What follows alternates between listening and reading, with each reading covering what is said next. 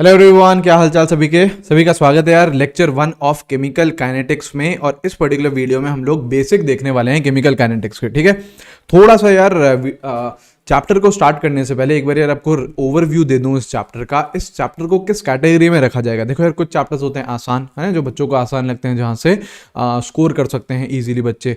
कुछ chapters medium रहते हैं और कुछ चैप्टर्स बच्चों को हार्ड लगते हैं। हार्ड वाले चैप्टर्स कौन से होते हैं? जैसे थर्मोडायनेमिक्स होता है, आयनिक इक्विलिब्रियम होता है, इलेक्ट्रोकेमिस्ट्री थोड़ा सा हार्ड लगता है बच्चों को, तो ये चैप्टर्स थोड़े से हार्ड कैटेगरी में जाते हैं, टफ कैटेगरी में जाते हैं, right.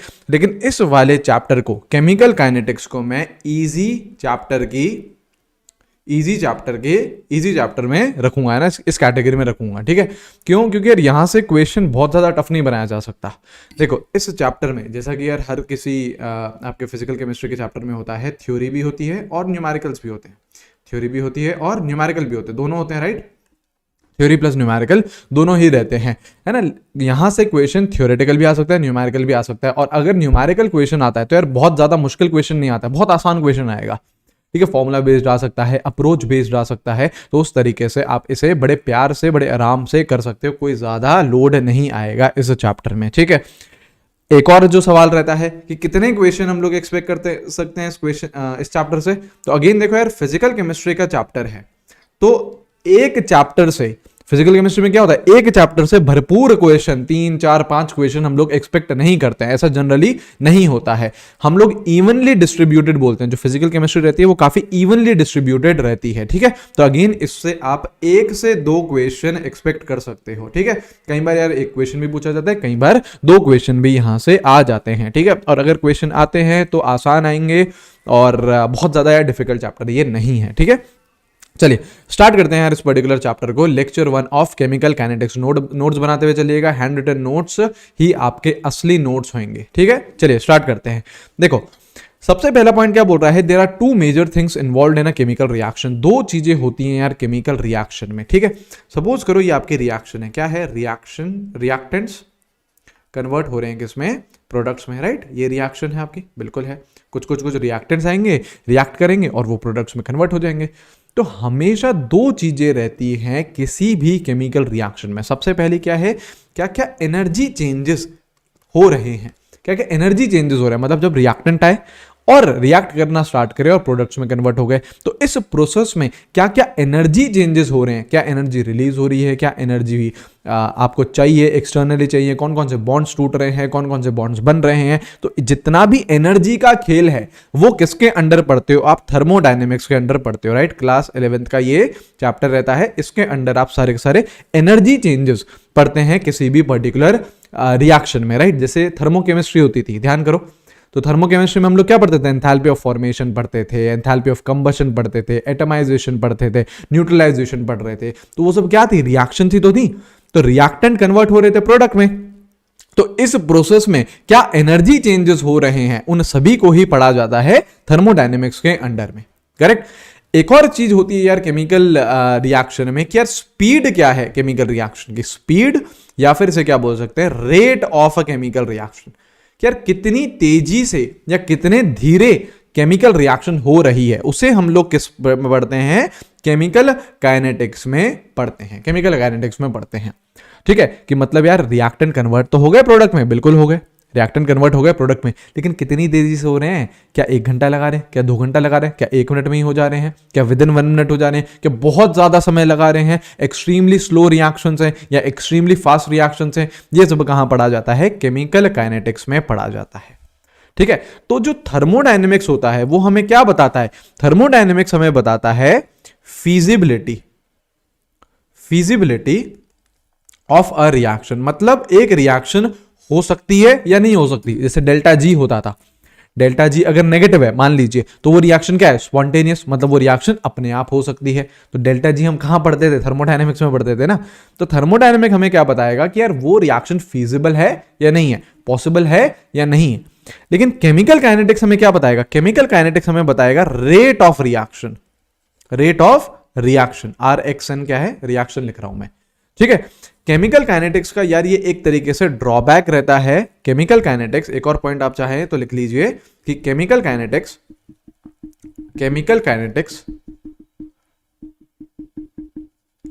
Does not chemical kinetics does not tell us about feasibility of a reaction. एक feasibility के बारे में ये नहीं बताता है केमिकल काइनेटिक्स, मतलब ये रिएक्शन पॉसिबल है या नहीं है ये नहीं बताएगा, इसके बारे में कुछ भी नहीं बोलेगा, है ना। क्या बोलेगा कि अगर रिएक्शन हो रही है तो उसकी स्पीड क्या है, उसकी रेट क्या है, रेट के बारे में केमिकल काइनेटिक्स से पूछ लो। लेकिन अगर ये बोलोगे कि केमिकल काइनेटिक्स बता दे कि यार ये रिएक्शन पॉसिबल है या नहीं है, तो उसके बारे में कोई भी आइडिया नहीं देता है केमिकल काइनेटिक्स। आई है बात समझ में? क्या इतनी चीज क्लियर हुई है? इतनी चीज क्लियर हुई है, ठीक है। अब हम चैप्टर के अंदर कूद रहे हैं केमिकल काइनेटिक्स के अंदर। केमिकल काइनेटिक्स हमें किसके बारे में बताता है? रेट ऑफ रिएक्शन के बारे में बताता है, सही है। अब सबसे पहले ये समझ में आना चाहिए कि रेट होती क्या है, रेट या फिर स्पीड एक ही बात है ना। तो देखो क्या हो गया आपका, rate of reaction is defined as a change in concentration और प्रेशर ऑफ रिएक्टेंट और product per unit time, per unit time. मतलब देखो सीखने वाली क्या क्या बातें हैं, सीखने वाली क्या क्या बातें हैं। सबसे पहले देखो is defined as change in concentration, मतलब आप चेंज किसका ले सकते हो? कॉन्सेंट्रेशन का भी ले सकते हो। और चेंज इन प्रेशर, आप प्रेशर का भी चेंज ले सकते हो, बिल्कुल ले सकते हो। आप जो कॉन्सेंट्रेशन का या फिर प्रेशर का चेंज ले रहे हो वो रिएक्टेंट का भी ले सकते हो, या फिर आप प्रोडक्ट का भी ले सकते हो। और चेंज हमेशा हम किसके रिस्पेक्ट में मेजर करते हैं? टाइम के रिस्पेक्ट में, तो पर यूनिट टाइम। जैसे यार फिजिक्स में आप लोग पढ़ते हो वेलोसिटी, क्या बोलते हो कि डिस्टेंस का चेंज अपॉन टाइम टेकन, है ना। तो किसके रिस्पेक्ट में आप कर रहे हो? टाइम टेकन, टाइम के हिसाब से आप निकाल रहे हो ना उस वेलोसिटी को भी। एक्सेलरेशन को क्या करते हो कि किस रेट से वेलोसिटी चेंज हो रही है पर यूनिट टाइम। तो रेट एक रिएक्शन की किस तरीके से डिफाइन कर सकता हूं कि किस तरीके से, किस स्पीड से कॉन्सेंट्रेशन या फिर प्रेशर चेंज हो रहा है पर यूनिट टाइम। और कॉन्सेंट्रेशन और प्रेशर मैं किसका ले सकता हूं? रिएक्टेंट का भी ले सकता हूं, प्रोडक्ट का भी ले सकता हूं, ठीक है। और यह ध्यान रखिएगा कि रेट हमेशा पॉजिटिव होगी, रेट कभी भी नेगेटिव नहीं होगी, है ना। यहां पे फिजिक्स नहीं घुसानी है कि भैया एक्सेलरेशन नेगेटिव हो जाता है, रिटार्डेशन चेप देते हैं वहां पे हम, ना ना ना ना ना, वो फिजिक्स में छोड़ा है। यहां पे भैया रेट हमेशा पॉजिटिव रहेगी, रेट हमेशा पॉजिटिव रहेगी। आई बात समझ में? तो रेट को मैं क्या लिख सकता हूं? देखो अगर मैं लिखना चाहूं तो रेट को लिख सकता हूं चेंज इन कॉन्सेंट्रेशन, कॉन्सेंट्रेशन के टर्म्स में लिख रहा हूं मैं, change in concentration of reactant और प्रोडक्ट। कुछ भी ले लो, रिएक्टेंट ले लो या फिर प्रोडक्ट ले लो, उसकी क्या देखनी है कि उसकी कॉन्सेंट्रेशन कितनी चेंज हो रही है अपॉन टाइम टेकन। कितने टाइम में चेंज हुई? 10 सेकंड में चेंज हुई, 1 घंटे में चेंज हुई, कितने टाइम में चेंज हुई वो बताना है आप लोगों को, ठीक है। और ऐसे ही एक और फॉर्मूला क्या हो सकता है अगर प्रेशर के टर्म्स में ले, तो ये क्या आ जाएगा? Change in pressure of reactant और product, change in pressure of reactant और product upon time taken, upon time taken. आई बात समझ में? अच्छा ये बात आपको यार समझ में आनी चाहिए कि देखो कॉन्सेंट्रेशन तो हम लोग लिक्विड, गैस इन सब की ले लेंगे, है ना। लेकिन जो आपका प्रेशर होता है it is defined only for gases. तो ये जो मैंने जो सेकंड वाली रेट लिखे, this is only for gases. क्यों? क्योंकि इसमें प्रेशर आ रहा है यार, और प्रेशर हम लोग सिर्फ और सिर्फ किसका लेते हैं? गैसेस का ही लेते हैं, ठीक है। तो आप रेट, आप चेंज इन कॉन्सेंट्रेशन रिएक्टेंट या प्रोडक्ट की ले सकते हो अपॉन टाइम टेकन, या फिर चेंज इन प्रेशर ले सकते हो रिएक्टेंट या प्रोडक्ट का अपॉन टाइम टेकन। और रेट हमेशा क्या आनी है? पॉजिटिव आनी है, ठीक है। अब देखो एक ग्राफ हम लोग यार जनरली देखते हैं, एक ग्राफ हम लोग जनरली देखते हैं। क्या ग्राफ रहता है? जैसे ये ग्राफ रहता है, ठीक है। जैसे आपका कोई सा भी रिएक्शन ले लो, आपके रिएक्टेंट है ना, जनरल सी रिएक्शन लिख लीजिए, रिएक्टेंट कन्वर्ट हो रहे हैं किसमें? प्रोडक्ट में। और अगर मैं कॉन्सेंट्रेशन वर्सेस टाइम का ग्राफ बनाऊं, ये ग्राफ हम लोग यार केमिकल इक्विलिब्रियम में भी देखते हैं। क्या होता है आपका इनिशियली सिर्फ और सिर्फ कौन प्रेजेंट रहते हैं? रिएक्टेंट। इनिशियली सिर्फ और सिर्फ रिएक्टेंट प्रेजेंट रहते हैं, और समय के साथ क्या होता है? रिएक्टेंट कम होते जाते हैं। तो समय के साथ ये जो रिएक्टेंट है, ये देखो ये रहा, टाइम t = 0 पे सिर्फ और सिर्फ रिएक्टेंट रहेंगे, और समय के साथ ये धीरे धीरे धीरे धीरे धीरे धीरे कम होते जाएंगे, करेक्ट। और इधर मतलब प्रोडक्ट तो कुछ भी नहीं होंगे, टाइम t = 0 पे प्रोडक्ट कुछ भी नहीं होंगे। अब वो धीरे धीरे क्या करेंगे? बनना स्टार्ट करेंगे, धीरे धीरे बनना स्टार्ट करेंगे। ऐसे ध्यान आ रहा होगा, ऐसा ग्राफ हमने केमिकल इक्विलिब्रियम में भी देखा होगा आपने, ठीक है। ये क्या होगा? ये क्या होगा? आपके रिएक्टेंट, की कॉन्सेंट्रेशन और ये क्या हुई आपके प्रोडक्ट की कॉन्सेंट्रेशन। ठीक है, ऐसे ही सिमिलरली हम गैसेस के लिए भी दे सकते हैं। मैंने कॉन्सेंट्रेशन के लिए लिया है, आप चाहो तो सिमिलर ग्राफ प्रेशर के टर्म्स में भी बना सकते हो। ठीक है, आई बात समझ में? चलो ये चीज क्लियर हुई।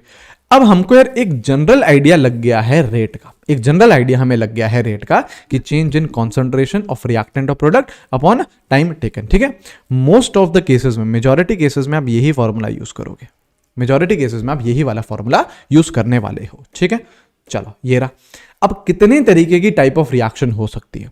मेजरली दो तरीके की टाइप ऑफ रिएक्शन हो सकती है। कौन कौन सी? पहले आती है average rate of reaction. Rate of reaction दो तरीके की हो सकती है। पहली क्या है? Average rate of reaction. इसको हम किस में डिफाइन करते हैं? इट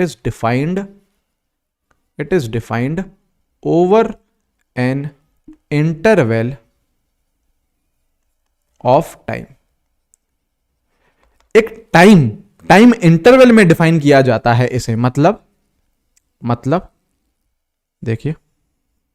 देखिए जैसे ये हम लोग ले लेते हैं कॉन्सेंट्रेशन, है ना, वाई एक्सिस पे हमने ले ली कॉन्सेंट्रेशन। ठीक है, यहां पे हमने ले लिया टाइम, यहां पे हमने ले लिया टाइम। ठीक है, हम सपोज करो रिएक्टेंट के टर्म्स में कर रहे हैं ना, ये कॉन्सेंट्रेशन किसके लिए लिया हमने? रिएक्टेंट के लिए।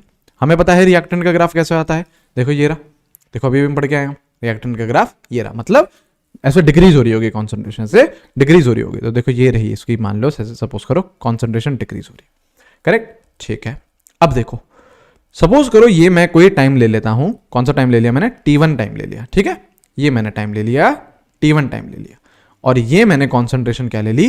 C1 ले ली, कोई सी भी रैंडम सी कॉन्सेंट्रेशन ले ली C1। ठीक है, ये मैंने टाइम ले लिया मान लो आपका T2, और इसकी मैंने कॉन्सेंट्रेशन क्या ले ली? इसकी मैंने कॉन्सेंट्रेशन ले ली कौन सी? C2 ले ली। हाँ है ना, बिल्कुल सही है। अब आपको एवरेज रेट पूछा है ना, आपको एवरेज रेट पूछा है। देखो एवरेज रेट क्या होगी? Change in concentration. देखो क्या था यार? Change in concentration of reactant of product upon time taken. ठीक है, तो चेंज कितना है? Final minus initial. फाइनल क्या है? C2 है, देख लो फाइनल क्या है? C2 है ना, C2 फाइनल है माइनस C1। ये क्या लिखा मैंने? फाइनल माइनस इनिशियल, जो कॉन्सेंट्रेशन चेंज हुई है, upon time taken. Time taken क्या है? इंटरवल क्या है? T2 minus T1। अब एक पॉइंट मैंने आपको अभी अभी बताया कि रेट कभी भी नेगेटिव नहीं हो सकती, मतलब rate has to be always positive. क्या इन ग्राफ को मैं देख के ये बोल सकता हूं क्या? देखो C1 ऊपर है, C2 नीचे है, तो क्या मैं ये बोल सकता हूं कि C2 is less than C1, या फिर C1 बड़ा है? क्या मैं ये बोल सकता हूं क्या? बिल्कुल बोल सकता हूं। तो जब मैं C2 माइनस C1 करूंगा तो क्या ये नेगेटिव आ रहा है? बिल्कुल। T2 माइनस T1 तो पॉजिटिव है, लेकिन C2 माइनस C1 क्या आ रहा है? नेगेटिव। तो इसको मुझे पॉजिटिव बनाने के लिए मुझे एक नेगेटिव साइन बाहर लेना पड़ेगा, बिल्कुल लेना पड़ेगा। आई बात समझ में?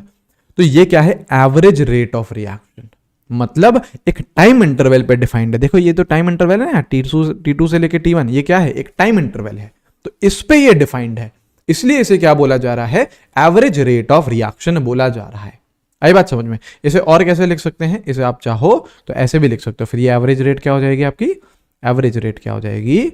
Change in concentration delta C upon delta T, और ये विद नेगेटिव साइन। ये नेगेटिव साइन क्यों आ रहा है? अगर बहुत ध्यान से ऑब्जर्व करो तो ये नेगेटिव साइन इसलिए आ रहा है क्योंकि हम लोग रिएक्टेंट ले रहे हैं। प्रोडक्ट लेंगे तो नेगेटिव साइन नहीं आएगा, है ना, वो भी धीरे धीरे आपको क्लियर हो जाएगा। क्यों नेगेटिव साइन हमको क्यों लगाना पड़ा? क्योंकि देखो रिएक्टेंट की कॉन्सेंट्रेशन समय के साथ कम होती जाती है, तो उसके लिए एक नेगेटिव साइन हमें और लगाना पड़ा ताकि हमारी ओवरऑल रेट पॉजिटिव हो पाए। अरे बात समझ में? तो नेगेटिव साइन क्यों लिया है? नेगेटिव साइन हमने इसलिए लिया है ताकि उस रेट हमेशा हमारी पॉजिटिव रहे। तो this was average rate of reaction, this was average rate of reaction. ऐसे ही दूसरी रेट ऑफ रिएक्शन क्या होती है? Instantaneous rate of reaction. ये क्या है? इट इज डिफाइंड, अब देखो ये क्या था? Over an interval of time, एक टाइम इंटरवल पे डिफाइन करा था। It is defined at an instant of time, एक पर्टिकुलर इंस्टेंट पे इसे डिफाइन किया जाता है। जैसे देखिए, जैसे देखो ये अगेन मैंने क्या लिख रहा? कॉन्सेंट्रेशन ले ली, किसकी ले लो? रिएक्टेंट की ही ले लो, रिएक्टेंट की ही ले लो। यहां पे क्या ले लीजिए? टाइम ले लीजिए। ठीक है, हमें पता है आपका ग्राफ कैसा रहेगा, व्हाइट से बनाएंगे यार ग्राफ को। ठीक है, ग्राफ कैसा रहेगा? ऐसे ही रहेगा, ये कम होती जाएगी। अब अगर आप इस पर्टिकुलर इंस्टेंट पे रेट की बात करें, इस पर्टिकुलर इंस्टेंट पे अगर आप रेट की बात करें तो ये क्या कहलाएगी, इंस्टेंटेनियस रेट। मतलब इंस्टेंटेनियस रेट क्या हो जाएगी, अगर आप इस पर्टिकुलर पॉइंट पे अगर आप बात करना चाहें तो क्या हो जाएगा। देखो टाइम इंटरवल क्या हो चुका है, बहुत छोटा हो चुका है। यहां पे टाइम इंटरवल क्या था, डेल्टा टी, और मैंने उस डेल्टा टी को बहुत बहुत बहुत बहुत छोटा कर दिया। तो ये फिजिक्स में आप लोगों ने पढ़ा होगा, जब हम चेंज को बहुत छोटा कर देते हैं तो उसे मैं डी से रिप्रेजेंट करने लग जाता हूं। तो यहां पे क्या हो जाएगा, डी आर, मतलब रिएक्टेंट की कॉन्सेंट्रेशन कितनी चेंज है या फिर उस पर्टिकुलर इंस्टेंट पे कितनी है, ये टी मान लेते हैं, अपॉन डी टी। और हमें पता है ये नेगेटिव जा रहा होगा और रेट कभी भी नेगेटिव नहीं हो सकती, तो ये एक नेगेटिव साइन बाहर। ये नेगेटिव साइन क्यों लगाया है, नेगेटिव साइन इसलिए लगाया ताकि हम लोग, क्योंकि हम लोग रिएक्टेंट ले रहे हैं इसलिए। चलो यहीं पे मैं आपको बता देता हूं, सपोज करो हम प्रोडक्ट ले लेते हैं, ऐसा भी तो हो सकता है, ग्राफ प्रोडक्ट का भी हो सकता है, बिल्कुल हो सकता है, क्योंकि रेट देखो आप प्रोडक्ट के लिए भी डिफाइन कर सकते हो, रिएक्टेंट के लिए भी डिफाइन कर सकते हो, दोनों एक ही बात है। ये हमने क्या करा, कॉन्सेंट्रेशन लिया, ठीक है, किसकी, प्रोडक्ट की, किसकी, प्रोडक्ट की, और यहां पे हमने क्या लिया, टाइम लिया, यहां पे हमने क्या लिया, टाइम लिया, करेक्ट, ठीक है। तो ये क्या होगा, ऐसे बढ़ेगी ये चीजें, ये तो इंक्रीज होगा ना, इसकी कॉन्सेंट्रेशन तो इंक्रीज होगी प्रोडक्ट की, करेक्ट। अब यहां पे इस वाले इंस्टेंट पे हम बात करते हैं, सपोज करो इस वाले इंस्टेंट पे हम बात करते हैं, इस वाले इंस्टेंट पे ये क्या रहेगा, टी मान लेते हैं, और ये आपका प्रोडक्ट की कॉन्सेंट्रेशन हो गई। तो इधर अगर मैं इंस्टेंटेनियस रेट की बात करूं तो ये क्या आ जाएगा, D P by D T. अब ये क्या कर रहा है, ऑलरेडी इंक्रीज कर रहा है, तो ये वैल्यू ऑलरेडी पॉजिटिव है, ऑलरेडी पॉजिटिव है, तो अब मेरे को एक नेगेटिव साइन और नहीं लगाना, मुझे तो पॉजिटिव लेना है, यहां पे प्लस लिख दो। बल्कि ये प्लस क्यों लगाया है, प्लस इसलिए लगाया है क्योंकि अब आप क्या ले रहे हो, प्रोडक्ट ले रहे हो। तो यहां से इस पर्टिकुलर स्लाइड से हम क्या सीखे कि जब भी रिएक्टेंट आएंगे तो मेरे को एक नेगेटिव साइन बाहर लगाना पड़ेगा ताकि ओवरऑल रेट क्या हो जाए, पॉजिटिव हो जाए। कभी भी प्रोडक्ट आएगा तो मेरे को एक पॉजिटिव साइन बाहर लगाना पड़ेगा ताकि ओवरऑल रेट क्या हो जाए, पॉजिटिव ही रहे, ओवरऑल रेट क्या रहे, पॉजिटिव ही रहे। आ रही है बात समझ में, इतनी चीजें क्लियर हुई हैं, ठीक है, इतनी चीजें आप लोगों को समझ में आ गई होंगी। अब देखो है ना, हाँ, एक सेकेंड ना, इस पे जाने से पहले ये सीखिए। देखो अब सपोज करो मैं आपको कुछ एग्जांपल्स कराऊंगा, उससे चीजें और ज्यादा आप लोगों को क्लियर हो जाएंगे ना। कोई पहला एग्जांपल देखते हैं हम लोग, पहला एग्जांपल देखते हैं। सपोज करो कोई सी भी आज जनरल रिएक्शन ले लेते हैं, A plus B reacts to form C plus D, ठीक है। ये रिएक्शन में बैलेंस मान रहा हूं, बैलेंसिंग करना यहां पे भी जरूरी रहेगा, क्यों रहेगा वो भी पता चल जाएगा, ठीक है। अब सपोज करो अगर मैं रेट लिखना चाहूं, रेट मैं रिएक्टेंट के टर्म्स में भी लिख सकता हूं, प्रोडक्ट के टर्म्स में भी लिख सकता हूं, ठीक है, इतना मुझे पता है। और रेट मैं जनरली किसके टर्म्स में लिखूंगा, कॉन्सेंट्रेशन के टर्म्स में, है ना। गैसेस के टर्म्स में यार आपको बहुत ना के बराबर मिलेगी, कॉन्सेंट्रेशन के टर्म्स में ही मेनली आपसे बात करी जाएगी। तो यहां पे मैं क्या लिख सकता हूं, ए है, ए क्या है, रिएक्टेंट है, तो ये क्या लिखूंगा, डी ए, मतलब ए की concentration upon D T. Instantaneous लिखेंगे हम लोग, है ना, मेजरली हम लोग कौन से पढ़ने वाले, इंस्टेंटेनियस।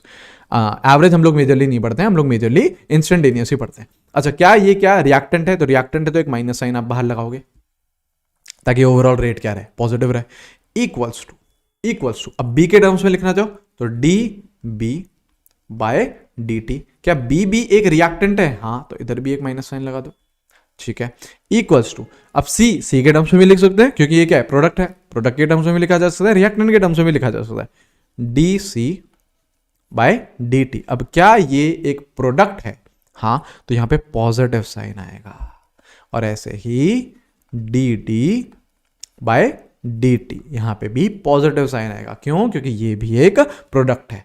तो रिएक्टेंट में आपको नेगेटिव साइन लेना है, प्रोडक्ट में आपको पॉजिटिव साइन लेना है। आ रही है बात समझ में, ये चीजें क्लियर हुई हैं, ठीक है ना। अब देखो, एक तो ये रिएक्शन बता दी भैया आपने, ठीक है ना। और देखो यार, बिल्कुल देखो, यहां देखो, ठीक है, ये देखो, ये एग्जाम्पल 2 है ना। अब एक कोई एग्जाम्पल ही ले लेते हैं, जैसे मान लो अमोनिया वाला ही ले लेते हैं, ये रहा N2 plus 3H2 reacts to form 2NH3, ये है ना। देखो रिएक्शन बैलेंस है, बिल्कुल है, देख लीजिए, अरे चेक कर लो यार, गलती तो नहीं हो गई होगी बैलेंसिंग में। ये रिएक्शन तो कितनी बार देखी होगी, राइट। अब अगेन हमको क्या करना है, इसकी रेट लिखनी है, इसकी हमको रेट लिखनी है। लिख लो भैया, बिल्कुल लिख देते हैं। क्या करूं, पहले N2 के टर्म्स में लिखता हूं, क्या करना है, माइनस डी N2/dt, ठीक है ना। माइनस क्यों लगाया, क्योंकि वो एक रिएक्टेंट है, ठीक है। अच्छा, इक्वल्स टू हाइड्रोजन के टर्म्स में DH2/dt, एक तो यार माइनस साइन लगा दो। अब एक और पॉइंट यहां पे ये समझने वाला है कि जो भी रेट होती है रिएक्शन की, यहां पे लिखता हूं मैं पॉइंट कि rate of a reaction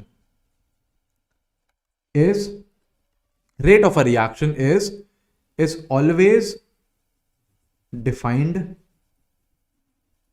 for 1 mole. Rate किसके लिए डिफाइन होती है, 1 मोल के लिए डिफाइन होती है। रेट किसके लिए डिफाइन होती है, 1 मोल के लिए। लेकिन यहां पे अगर आप स्टोशियोमेट्री देखो उसकी तो कितनी है, 3 है। तो आपको 1 मोल के लिए निकालनी है रेट, तो 1 मोल के लिए निकालोगे तो उसको 3 से डिवाइड करोगे। अब बोलोगे भैया नाइट्रोजन में क्यों नहीं करा, अरे नाइट्रोजन में यार इसकी स्टोशियोमेट्री क्या थी, 1 थी, तो डिवाइड करूं या नहीं करूं एक ही बात है, ये रहा 1, ये रहा 1, एक ही बात है। तो आपको स्टोशियोमेट्रिक कोएफिशिएंट से डिवाइड करना है, ठीक है। और रिएक्टेंट के लिए माइनस लगाना है। जैसे देखो प्रोडक्ट के टर्म्स में लिखें तो प्लस DNH3 अपॉन DT और डिवाइडेड बाय क्या, उसका स्टोशियोमेट्रिक कोएफिशिएंट। क्यों कर रहे हैं डिवाइड, पता होना चाहिए, क्योंकि रेट हमेशा किसके लिए डिफाइन होते हैं, 1 मोल के लिए। रेट अगर 1 मोल के लिए डिफाइन होगी तो यहां पे तो 2 मोल्स हैं, यहां पे 2 मोल है, तो इसको 2 से डिवाइड करना पड़ेगा। ये आ रही है रेट। देखो दोनों मैंने एग्जाम्पल क्यों लिए हैं। देखो पहले वाला जो एग्जाम्पल था, यहां पे सबके जो कोएफिशिएंट थे वो 1 थे, है ना। सबके कोएफिशिएंट क्या थे, 1 थे। मैंने बैलेंस बोल दी थी इक्वेशन, सबके 1 थे, तो सबको 1 से डिवाइड करा तो कुछ फर्क नहीं पड़ा, सबको 1 से डिवाइड करा तो कुछ फर्क नहीं पड़ा, बिल्कुल। दूसरे इक्वेशन में मैंने क्या ले लिया, स्टोशियोमेट्रिक कोएफिशिएंट ले लिया। बैलेंस करोगे तो स्टोशियोमेट्रिक कोएफिशिएंट आ जाएंगे। तो स्टोशियोमेट्रिक कोएफिशिएंट से आपको डिवाइड करना पड़ता है अगर आपको एक रिएक्शन की रेट निकालनी है तो क्या करना पड़ता है, आपको स्टोशियोमेट्रिक कोएफिशिएंट से डिवाइड करना पड़ता है। आ रही है बात समझ में, क्या ये चीज क्लियर हुई है, ठीक है। अब ऐसे ही 2 और टर्म आते हैं, ऐसे ही 2 और टर्म आते हैं आपके, ठीक है। देखो इधर ही लिखते हैं ना, जैसे N2 है, N2 और H2, क्या N2 और H2 रिएक्टेंट्स हैं, हाँ बिल्कुल। तो क्या वो समय के साथ साथ कम हो रहे होंगे, बिल्कुल। रिएक्टेंट क्या होते हैं, रिएक्टेंट धीरे धीरे कंज्यूम होना स्टार्ट करते हैं और वो प्रोडक्ट में फॉर्म होते हैं।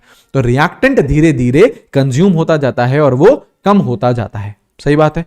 तो क्या रिएक्टेंट डिसअपियर होता जाएगा, खत्म होता जाएगा, बिल्कुल। तो रिएक्टेंट के लिए हम लोग लिखते हैं रेट ऑफ डिसअपियरेंस। किसके लिए लिखी जाती है,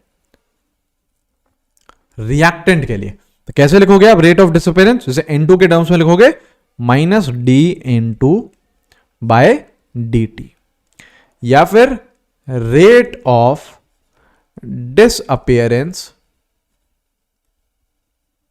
किसके टर्म्स में लिखूं, हाइड्रोजन के टर्म्स में, तो -DH2/dt। यहां पे स्टोशियोमेट्रिक कोएफिशिएंट से डिवाइड नहीं होगा। अरे क्यों होगा यार, सुनो, रेट ऑफ डिसअपियरेंस हमें क्या बता रहा है, कितनी तेजी से वो गायब हो रहा है, कितनी तेजी से वो डिसअपियर हो रहा है। तो यहां पे है, हम बोल सकते हैं ना कि ये 3 गुना तेजी से डिसअपियर हो रहा है।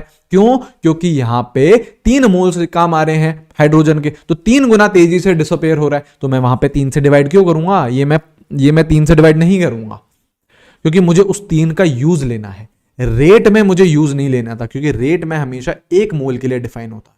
तो रेट में आपको स्टोशियोमेट्रिक कोएफिशिएंट डिवाइड करने हैं, लेकिन रेट ऑफ डिसअपियरेंस में आप कभी भी नहीं करोगे।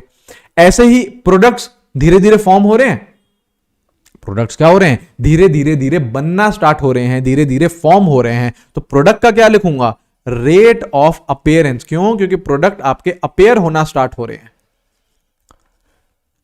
तो ये क्या है, अमोनिया है, तो D ऑफ NH3 प्लस आएगा, बिल्कुल आएगा, अपॉन DT। आई बात समझ में, आई बात समझ में। तो ये जो आपके डिसअपियरेंस वाले हैं, ये किसके लिए होते हैं, रिएक्टेंट्स के लिए होते हैं, क्योंकि रिएक्टेंट क्या होते हैं, डिसअपियर होते हैं। और जो अपीयरेंस है वो किसके लिए है, प्रोडक्ट के लिए, वो किसके लिए है, प्रोडक्ट के लिए।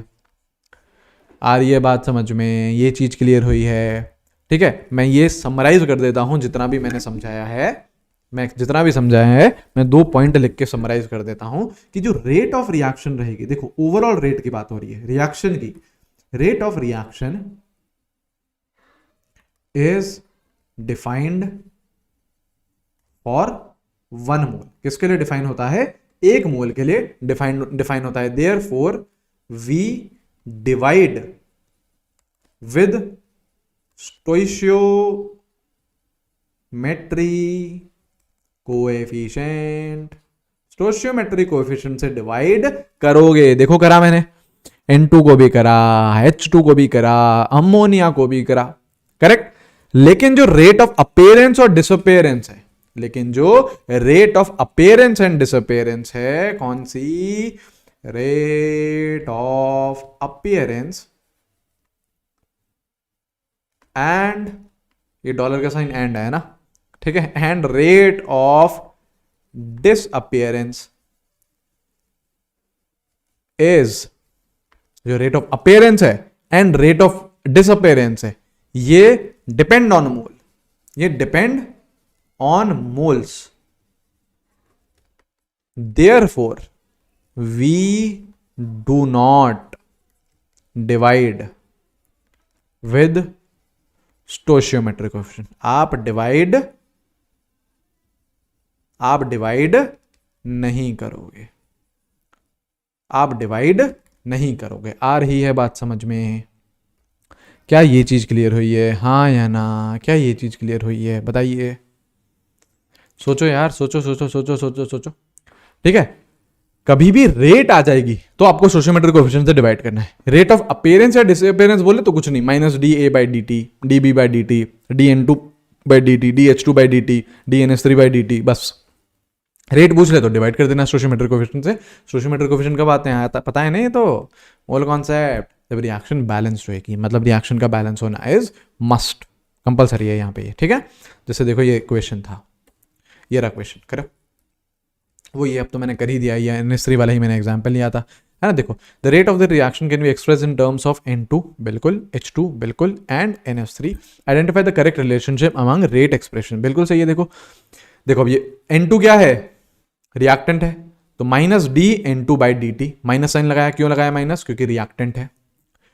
H2 के टर्म्स में लिखो माइनस DH2/dt, माइनस साइन लगाया क्योंकि रिएक्टेंट है, और 3 से डिवाइड कराया, क्यों? क्योंकि उसकी स्टोइशियोमेट्रिक कोएफिशिएंट है, इक्वल्स टू DNS3/dt, और प्लस का साइन आएगा, और 2 से अगेन ये भी डिवाइड होएगा, 2 से अगेन ये भी डिवाइड होएगा। सही है। तो यहाँ पे देखो ये प्लस का साइन है, नहीं है मतलब कुछ नहीं लिखा तो वो प्लस ही तो, 2 से डिवाइड भी हो रहा है, तो ए आंसर सही है। बाकी सब गलत है ना। यहाँ पे देखो ये 2 ऊपर ले गया, गलत है, 3 ऊपर ले गया, गलत है, नीचे जाएगा यार, डिवाइड होता है, ठीक है। यहाँ पे देखो, यहाँ पे इन्होंने माइनस साइन नहीं लगाया, यहाँ पे माइनस आना चाहिए, यहाँ पे माइनस आना चाहिए, गलत है इसलिए, ठीक है। और देखो ये जो लास्ट वाली है, ये जो लास्ट वाली है तो क्या लिख दी है? कुछ भी स्टोइशियोमेट्रिक कोएफिशिएंट से डिवाइड ही नहीं करा है, तो ये तो क्या है? रेट ऑफ अपीयरेंस, मतलब रिएक्टेंट की अपीयरेंस है, और रेट ऑफ डिसअपीयरेंस, ठीक है। चलिए ऑलराइट, अब आ जाओ भैया रेट लॉ, है ना। देखो क्वेश्चंस करेंगे, क्वेश्चन धीरे धीरे आपके क्वेश्चंस भी आने लगेंगे, पहले अभी सुनते जाइए अच्छे से, है ना, सुनते जाइए, ठीक है। क्वेश्चंस हम लोग करेंगे, ठीक है, इस लेक्चर में, नहीं तो नेक्स्ट लेक्चर में अपन क्वेश्चंस बिल्कुल करेंगे, ठीक है। रेट लॉ, ठीक है। अब आ रहा है रेट लॉ। होता क्या है रेट लॉ? सबसे पहले ये समझनी है। तो भैया ये प्रॉपर डेफिनेशन है रेट लॉ की। अगर भैया कोई पूछ लेना तो ये डेफिनेशन रट लो और उसको चेप देना, है ना, कुछ नहीं बोल पाएगा उसके, है ना। लेकिन होता क्या है ये हमको फील लेते हुए चलना है, ठीक है। रेट लॉ क्या है? It is experimental expression of rate of reaction in terms of concentration of reactant is known as rate law. अच्छा एक बात समझ लीजिए, जैसे जो मैंने ये लिखी है dN2/dt, dH2/dt/3, dNH3/dt/2, है ना, जो मैंने ये लिखा है, दिस इज बेसिकली जो ये जो रहता है, ये क्या रहता है? ये सब कुछ जो D के टर्म्स में है, ये जो D के टर्म्स में है, इसे हम लोग क्या बोलते हैं? डिफरेंशियल रेट लॉ, या फिर डिफरेंशियल रेट लॉ बोल दीजिए, चलो, या फिर और डिफरेंशियल, मतलब डिफरेंशियल है ना, डी आ रहा है काम, डिफरेंशियल रेट ऑफ रिएक्शन भी बोलते हैं इसे हम लोग, ठीक है, ये बोलते हैं इसे। ऐसे ही देखो, यहां आ जाओ, rate of reaction, rate law, है ना, रेट लॉ। तो देखो रेट लॉ है क्या? है क्या रेट लॉ? बोल रहा है experimental expression of rate of reaction in terms of concentration of reactant is known as rate law. सबसे पहली बात तो इट इज एक्सपेरिमेंटल, थ्योरेटिकल नहीं है ये। ऐसा नहीं कि यार आप रिएक्शन को घूरोगे और रेट लॉ अपने आप बाहर निकल के आ जाएगा, नहीं। क्या है ये? एक्सपेरिमेंटल है। और ये क्या है? ये बताता है हमें rate of reaction in terms of concentration of reactants.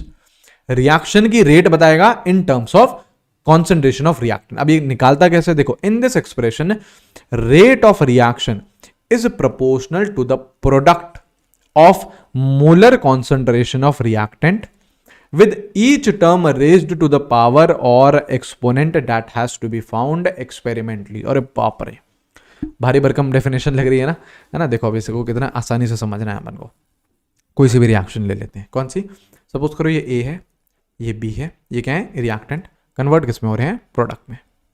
हमको रिएक्टेंट से ही मतलब है, इस लॉ में हमको रिएक्टेंट से ही मतलब है। इसका स्टोइचियोमेट्रिक कोएफिशिएंट मैंने ए ले लिया, इसका स्टोइचियोमेट्रिक कोएफिशिएंट मैंने बी ले लिया। इस इक्वेशन को क्या मान लिया मैंने? बैलेंस्ड। भैया प्रॉपर बैलेंस्ड है इक्वेशन, कोई दिक्कत की बात नहीं है, ठीक है। अब मेरे को क्या लिखना है? रेट लॉ लिखना है। मेरे को क्या लिखना है? रेट लॉ लिखना है। तो रेट लॉ के हिसाब से rate is directly proportional to, देखो क्या बोल रहा है, is proportional to the product of molar concentration of reactant with each term raised to the power that has to be found experimentally. मतलब मोलर कॉन्सेंट्रेशन लो ए की, product करो किसके साथ? मोलर कॉन्सेंट्रेशन ऑफ बी के साथ। और हर किसी की जो कॉन्सेंट्रेशन लिए, जो रिएक्टेंट की कॉन्सेंट्रेशन लिए, उनकी कुछ ना कुछ पावर चढ़ाओ, मतलब एक्स पावर चढ़ा दो और वाई पावर चढ़ा दो। और ये एक्स और वाई क्या है? आपके ऐसे टर्म्स हैं which needs to be find experimentally. ये क्या लिखा हुआ है? देखो ना, लिखा हुआ है that has to be found experimentally. X and Y has to be found experimentally. इसे कैसे फाउंड करोगे? एक्सपेरिमेंट करके। एक्सपेरिमेंटल लॉ है ये, थ्योरेटिकल लॉ नहीं है, घूर के नहीं बता सकते हो आप, है ना। अब कुछ बच्चों के दिमाग में ये आ रहा होगा कि भैया ये जो ए है यही तो एक्स है, यार है क्या? ये जो भैया बी है यही तो वाई है। तो नहीं, जो एक्स और वाई है वो ए और बी के बराबर हो भी सकता है, नहीं भी हो सकता है। आप ऐसे नहीं बता सकते। आपको तो भैया एक्सपेरिमेंट करना पड़ेगा, आपको भैया लेबोरेटरी में जाना पड़ेगा और एक्सपेरिमेंट करना पड़ेगा। उसके बाद ये एक्स और वाई निकल के आएंगे। तो उसके बाद आप चेक करोगे कि यार वो ए के बराबर आया या नहीं, एक्स वाई के बराबर आया या नहीं, बी, है ना। तो एक्सपेरिमेंटली पता चलेगा, ऐसे घूर के हम नहीं बता सकते हैं, ठीक है। तो एक्स और वाई क्या है? एक्सपेरिमेंटली पता करने वाली चीजें हैं। अब इसका मैं प्रोपोर्शनलिटी कांस्टेंट इंट्रोड्यूस करूं, तो प्रोपोर्शनलिटी कांस्टेंट इंट्रोड्यूस करेंगे तो ये क्या बन जाएगा? देखो ये बन जाएगा रेट इक्वल्स टू के इंटू ए की पावर एक्स और बी की पावर वाई। ये बन रहा है, ये बन रहा है, ठीक है। और ये के क्या है? इस के को क्या बोलेंगे? इस के को क्या बोलेंगे? इट इज रेट का कांस्टेंट। रेट कांस्टेंट, आई बात समझ में? और specific reaction rate, rate constant बोलते हैं या फिर स्पेसिफिक रिएक्शन रेट से बोला जाता है। इतनी चीजें क्लियर हुई हैं, इतनी चीजें क्लियर। एक्स और वाई भी रुक जाओ, है ना, आ रहा है एक्स और वाई क्या होता है ना, अभी आने वाला है। लेकिन ये ध्यान रखो कि एक्स और Y needs to be found experimentally, ऐसे नहीं निकाल सकते आप, ठीक है। अब जैसे देखो, अब हमारी आ रही है ऑर्डर ऑफ रिएक्शन, है ना। ऑर्डर ऑफ रिएक्शन यहीं पे ही आपको पता चल जाएगा। अच्छा ये देख लो, जो ये के है ना आपका, जो रेट कांस्टेंट है, अब ये डिपेंड किस पे करता है ये देख लीजिए। ये आगे हम लोग इसकी डिपेंडेंसी पढ़ेंगे भी। जो के है आपका, इट डिपेंड्स ऑन टेम्परेचर। एक तो ये टेम्परेचर पे डिपेंड करता है एंड कैटलिस्ट, ठीक है। ये चीज हम देखेंगे जब आगे हम लोग कोलिजन थ्योरी और ये सब पढ़ते हैं, केमिकल काइनेटिक्स का ही हिस्सा है, तो उसमें मैं आप लोगों को बताऊंगा कि यार ये के कैसे डिपेंड कर रहा है, ठीक है। अभी केवल आप सुन लीजिए कि हाँ यार वो टेम्परेचर और कैटलिस्ट पे डिपेंड करता है, ठीक है, ठीक है। अब आ जाओ ऑर्डर ऑफ रिएक्शन, है ना। ऑर्डर ऑफ रिएक्शन, अब यहीं से ही आपको जो एक्स और वाई आए थे ना, जो ए की पावर आपने चढ़ाया था, एक्स बी की पावर जो चढ़ाया था वाई, है ना, वो यहीं से आपको और समझ में आएंगे। देखो क्या है ऑर्डर, होता क्या है? ऑर्डर होता है the sum of powers of concentration of reactant in rate law expression is known as order of reaction। ये तो देखो यार बहुत प्रॉपर देसी भाषा में जो लैंग्वेज हो सकती थी वो बता दी है, ठीक है। अब क्या है? ये रहा ए बी, ठीक है, ठीक है, ये किस में कन्वर्ट हो रहा है, प्रोडक्ट्स में। हाँ बिल्कुल सही है, ठीक है। ये रिएक्शन बैलेंस ले लिया। इसका जरा रेट ऑफ रिएक्शन लिखाओ, रेट ऑफ रिएक्शन लिखो, रेट लॉ के थ्रू, रेट लॉ के थ्रू लिखूं, कैसे लिखूंगा, कैसे लिखूंगा, रेट कांस्टेंट ले लूं, के ले लिया, ए की पावर एक्स आएगा और बी की पावर वाई। एक्स और वाई क्या है, needs to be found experimentally, needs to be found experimentally. अब ये जो एक्स होता है इसको हम क्या बोलते हैं, order of reaction with respect to A. Order of reaction with respect to A, A क्या है, एक रिएक्टेंट है, उसके रिस्पेक्ट में क्या ऑर्डर है उसको बोला जाता है एक्स। वाई क्या है, order of reaction with respect to B. B के रिस्पेक्ट में क्या ऑर्डर है ना, वो क्या है आपका, ये रहा वाई। और दोनों को ऐड कर दीजिए, X plus Y, X plus Y बोला जाता है आपका overall order of reaction. Overall order of reaction बोला जाता है एक्स प्लस वाई को। आ रही है बात समझ में। और ये क्या है, एक्सपेरिमेंटली फाउंड होंगे। क्या ये ए और बी के बराबर हो सकते हैं, बिल्कुल हो सकते हैं। मैं ये नहीं बोल रहा कि यार ये ए और बी के बराबर कभी भी नहीं होंगे, होंगे, आपको नेक्स्ट लेक्चर तक ये पता चल जाएगा, बिल्कुल पता चल जाएगा, लेकिन कब होंगे ये हमको देखना पड़ेगा। हमेशा होंगे क्या, नहीं। क्या एक्स ए के बराबर और क्या वाई बी के बराबर हमेशा होगा, नहीं होगा। कब कब होगा ये नेक्स्ट लेक्चर में पता चलेगा आपको, लेकिन इतनी पक्की बात है कि ये जो एक्स और वाई हैं they are found experimentally, experiment करके फाउंड होता है। अब कभी ये ए के बराबर हो भी सकते हैं, कभी ये नहीं भी हो सकते हैं, कभी ये स्टोइचियोमेट्रिक कोएफिशिएंट के बराबर हो भी सकते हैं, कभी नहीं भी हो सकते हैं। तो कब क्या कैसे हो सकता है ये करेंगे ना यार, अभी तो चैप्टर स्टार्ट हुआ है, सारी बातें आज ही लेक्चर 1 में बता दें क्या, हाँ कुछ तो रहस्य रहने दो, ठीक है। तो ये आपके क्या है, ऑर्डर ऑफ रिएक्शन। जो भी ए की पावर है that is order with respect to A, जो भी बी की पावर है that is order with respect to B, ठीक है। और एक्स प्लस वाई कर दोगे तो ओवरऑल ऑर्डर आ जाएगा, ठीक है। अभी जो आर्डर है ना, आर्डर ऑफ अ रिएक्शन में भी जीरो ऑर्डर हो सकता है, पॉजिटिव हो सकता है, नेगेटिव हो सकता है और फ्रैक्शनल भी हो सकता है ना। फ्रैक्शनल में भी चल जाएगा, ये पॉजिटिव हो सकता है, नेगेटिव हो सकता है, जीरो भी हो सकता है। क्यों, एक्सपेरिमेंटली फाइंड आउट कर रहे हो यार। अब एक्सपेरिमेंटल तो कुछ भी वैल्यू आ सकती है, 1 2 3 1.5 1.7 0 नेगेटिव -1 -1.5 कुछ भी आ सकता है, ये चलेगा, बिल्कुल चलेगा।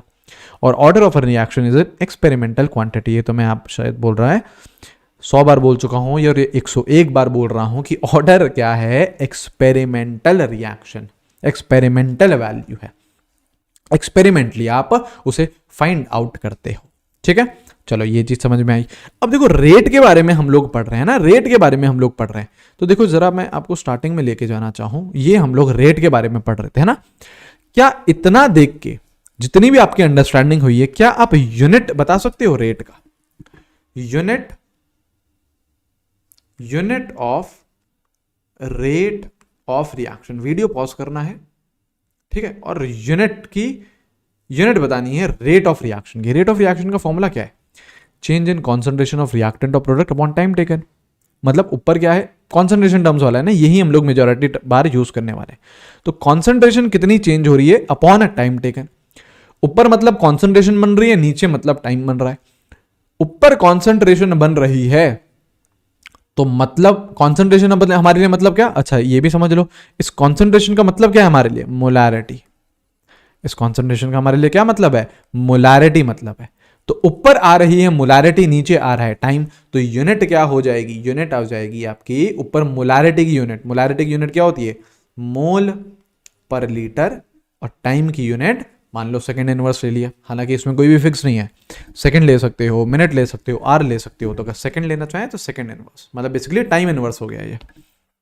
अब प्रेशर के टर्म्स में लेना चाहो तो ऊपर देखो क्या आ रहा है, change in pressure upon time taken. Pressure की यूनिट एटीएम ले लो, तो एटीएम आ रहा है ऊपर, और टाइम तो सेकंड इनवर्स ले लो, मिनट इनवर्स ले लो, आर इनवर्स ले लो। ऐसा इसमें कोई टाइम का लोड नहीं है ना, टाइम की यूनिट का इसमें कोई भी लोड नहीं आएगा। हालांकि कॉन्सेंट्रेशन का मतलब आपके लिए क्या होगा, मोलैरिटी ही होगा। प्रेशर हम लोग जनरली किस में निकालेंगे, एटीएम में ही निकालेंगे, आई बात समझ में? कोई भी दिक्कत यहाँ तक? ठीक है, तो ये एक छोटा लेक्चर रख रहे हैं जो बेसिक्स बता रहा है आपको केमिकल काइनेटिक्स के। नेक्स्ट पर्टिकुलर वीडियो में हम लोग और डीप डाइव इन करेंगे और अलग अलग तरीके के क्वेश्चन भी प्रैक्टिस करेंगे कि यार किस तरीके से क्वेश्चन आपसे पूछे जा सकते हैं। ऑलराइट, चलिए फिर अच्छे से पढ़ते रहिए। Till then take care everyone, have great day, see you guys, bye bye. मिलेंगे हम लोग हमारे नेक्स्ट वीडियो में। Bye bye everyone.